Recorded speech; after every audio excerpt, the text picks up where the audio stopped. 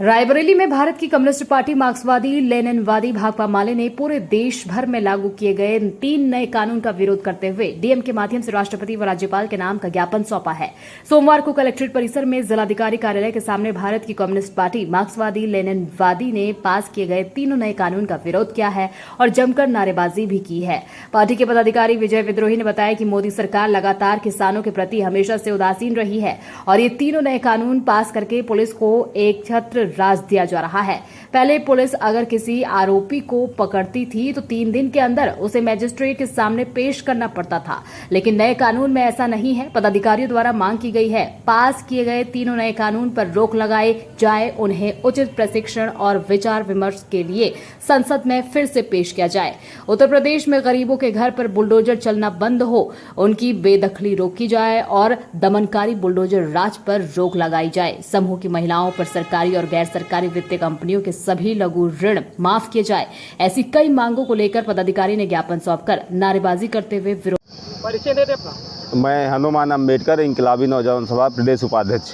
किन मांगों को लेकर आज धरना प्रदर्शन कर रहे हैं? आज जिस प्रकार पूरे देश में नागरिक अधिकार कानून थे और वही तीनों कानूनों को काले कानून में बदल दिया गया है और देश में आज से नए कानून लागू हो गए हैं। उन कानूनों के तहत पूरे देश में पहली बार मतलब 3 FIR भी आज दर्ज हो चुकी हैं। जिस प्रकार ये योगी और मोदी सरकार देश में सच की आवाज़ उठाने वाले, गरीब मजलूमों की आवाज़ उठाने वाले नौजवानों को उनकी आवाज़ को दबाने के लिए ये कानून लाए गए हैं।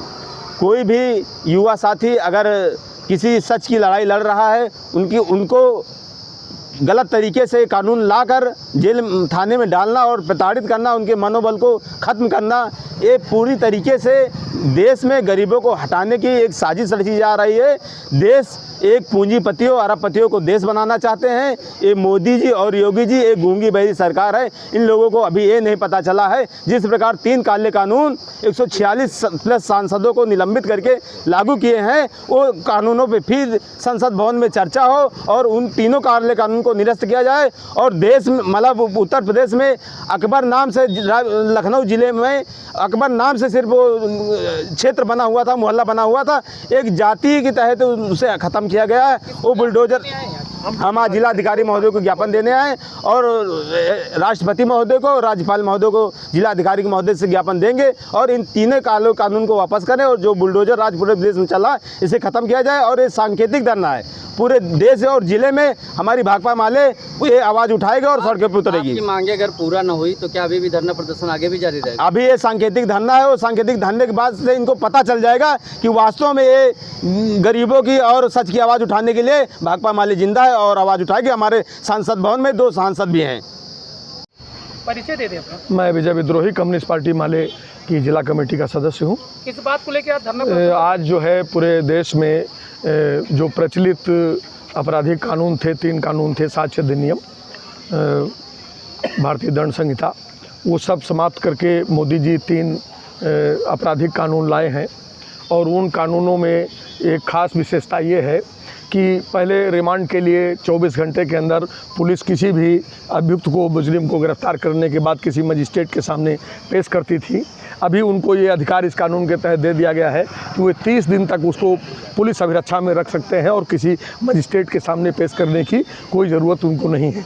ये किसी मजिस्ट्रेट ने कोई जमानत दे दी है, पुलिस जब चाहेगी उसको फिर गिरफ्तार करेगी और मजिस्ट्रेट के यहाँ एक आवेदन सिर्फ करेगी और उसकी जमानत रद्द हो जाएगी। इस तरह से पुलिस राज स्थापित करने की एक साजिश है। धारा 152 एक भारतीय न्याय दंड संहिता में लाए हैं, जिसके तहत राज्य के खिलाफ अगर लगे कि राज्य के खिलाफ, यानी अभी तक देश के खिलाफ किसी तरह का अगर कोई अपराध होता था तो वो देशद्रोह के मुकदमे चलते थे और उसमें आजीवन कारावास, मृत्युदंड की सज़ा का प्रावधान था। अभी राज्य के खिलाफ अगर आप प्रतीत हो कि मुकदमा लिख दिया जाए धारा 152 के तहत तो आजीवन कारावास तक का प्रावधान हो गया है। इसी तरह 7 वर्ष की सज़ा का जो मामला है, जिसमें SC/ST एक्ट है, जिसमें हमारा जो है ये महिला उत्पीड़न की घटनाएं हैं, यौन हिंसा का सवाल है, छेड़छाड़ का मसला है, घरों में घुस के मारने का मसला है, 325 हड्डी तोड़ डालो, पीठ तोड़ डालो, गर्दन तोड़ डालो, जिस तरह से चाहो मारो। दरोगा जी को ये अधिकार दे दिया गया है थानेदार को कि वो आपका एप्लीकेशन 6 महीने तक रखे रह सकता है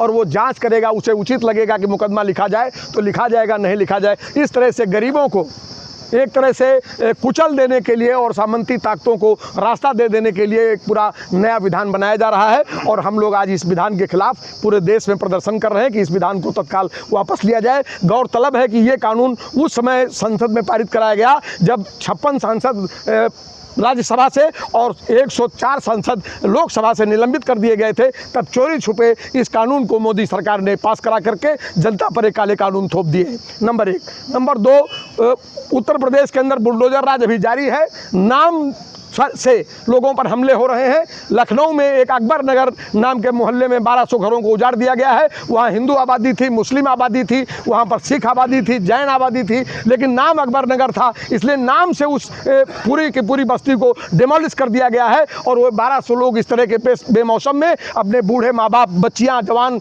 बेटियाँ उनको लेकर के पड़े हुए हैं। सरकार उनके पुनर्वास की कोई व्यवस्था नहीं कर रही है और इसलिए हम ये कहने के लिए भी आज यहाँ इकट्ठा हुए हैं कि इस तरह का जो बेदखली का बुलडोजर राज चल रहा है इस पर रोक लगाई जाए और जो लोगों को बुलडोज किया गया है उनको पुनर्वासित किया जाए। तीसरी मांग हम लेकर के आए हैं कि मॉब लिंचिंग की घटनाएं फिर इस देश के अंदर बढ़ रही हैं। इस प्रदेश को फिर से एक बार अल्पसंख्यकों और दलितों की कब्रगाह में बदलने की साजिश हो रही है। अलीगढ़ में एक जो है नौजवान को चोर कह करके पीट कर मार डाला गया, वहीं अलीगढ़ में दूसरी ओर एक दलित की आंखें निकाल ली गई। हम इसके लिए भी आए हैं कि मॉब लिंचिंग की घटनाएं जो हो रही हैं इन पर अंकुश लगाया जाए और इसके लिए सक्षम और प्रभावी कदम उठाए जाएं। एक चौथी बात बहुत महत्वपूर्ण मैं कहना चाहता हूं कि पूरे प्रदेश के अंदर जीविका मिशन के नाम पर समूह बनाए गए और प्राइवेट और निजी कंपनियां और ये जीविका मिशन सरकारी कंपनियों ने कर्ज का ऐसा मकड़जाल पूरे प्रदेश में महिलाओं में डाल दिया है कि निम्न और मध्यम वर्गीय महिलाएं पूरी तरह से ये महाजनी ब्याज की व्यवस्था में ग्रसित हैं। हजारों परिवार, लाखों परिवार आत्महत्या के कगार पर खड़े हैं। ये माइक्रो फाइनेंस माफ़ किए जाएँ। अगर अडानी का 16 लाख करोड़ माफ़ हो सकता है तो 10,000 हमारी इन बहनों का, माओं का भी माफ़ होना चाहिए। ये चौथी मांग लेकर के हम लोग आज यहाँ इकट्ठा हुए।